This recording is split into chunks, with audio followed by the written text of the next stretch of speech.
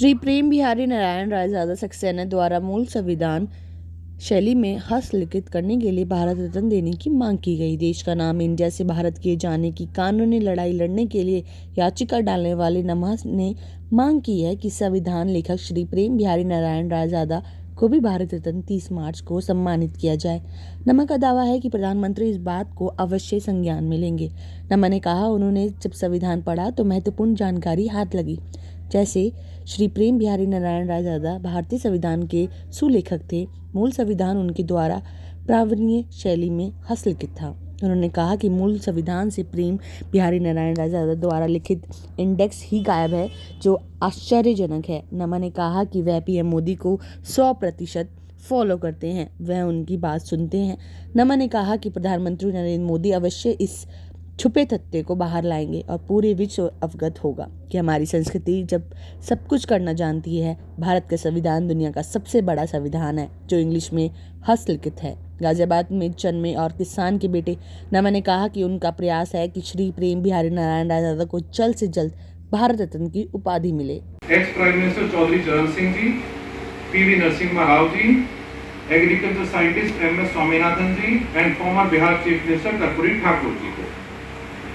तो मेरी और सभी देशवासियों की आत्मा कह लीजिए या कैसे भी कहिए कि जिस आदमी ने 6 महीने कमरे में बंद होकर हमारे सिस्टम को अपने हाथ से क्रमबद्ध करा बिना एक भी गलती के, उसमें सैकड़ों पेन निब्स यूज करी उन्होंने, और जो पेपर इसका बन गया तो सब गोल्ड लीफ के पेपर थे, 20 कैरेट गोल्ड उसमें यूज हुआ था।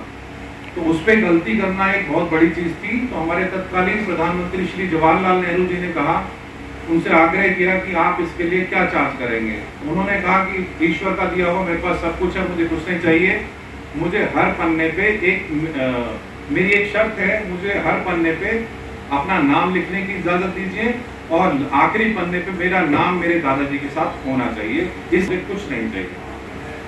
तो मैं मानता हूं और शायद 140 करोड़ भारत के लोग भी यही मानेंगे और यही चाहेंगे कि हाँ, वो भारत रत्न डिजर्व करते हैं, क्योंकि भारत रत्न बिल्कुल नजदीकी में है, 30 तारीख को दिए जा रहे हैं। तो और मैं भी संविधान की लड़ाई आज से नहीं लड़ रहा। इंडिया को भारत कराने के लिए एक याचिका दर्ज कराई थी सुप्रीम कोर्ट में, जिसमें सुप्रीम कोर्ट ने आदेश दिया कि इसको संबंधित मंत्रालयों को भेजा जाए और उसको प्रेजेंटेशन को, वहां की प्रेजेंटेशन को संज्ञान में लेते हुए माननीय मोदी जी ने भारत को विश्व पटल पर रखा और सारे दुनिया में हमारे देश का और हमारे देशवासियों का उत्साहवर्धन किया और हमारी एक नई पहचान को सारे विश्व के सामने रखा, और उसमें सफल भी हो रहा हूं।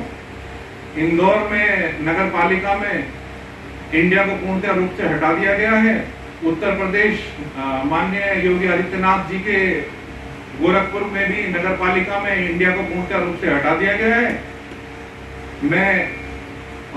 मेरा नाम नमा है, मूल निवासी मैं हूँ गाजियाबाद उत्तर प्रदेश से, और मेरा रेजिडेंस जो है वो दिल्ली में भी है और गाजियाबाद में भी है, दोनों जगह। बड़ी चीज मैं बताने वाला हूँ कि हमारे गृह मंत्री अमित शाह जी ने एक स्टेटमेंट दिया अभी, एक उनकी इंडिया टुडे पे एक कॉन्क्लेव चल रहा था, जिसमें उन्होंने कहा कि अगर हमारी सरकार होती तो हम विभाजन ही नहीं होने देते। तो मेरे ख्याल से ये बात 100% नहीं तो 99% सही मानूंगा मैं। उसका तथ्य भी आपके सामने पेश कर देता हूं।